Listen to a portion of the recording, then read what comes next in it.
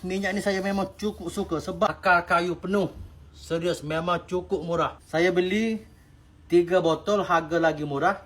Kalau korang nak, untuk harga 1 botol ni, Nah, kalau mau order minyak Daya, nanti klik link pembelian yang ada di profil ya. Bisa COD dan gratis ongkir ya. Ingat ya, belinya di sini, jangan tempat lain. Makasih. aku hari ni, kaki aku rasa lenguh, rasa sedikit sakit di bahagian tumit. Okey, aku nak gunakan minyak urut Dayak, yang mana minyak ni serius memang sangat-sangat terlaris sekarang.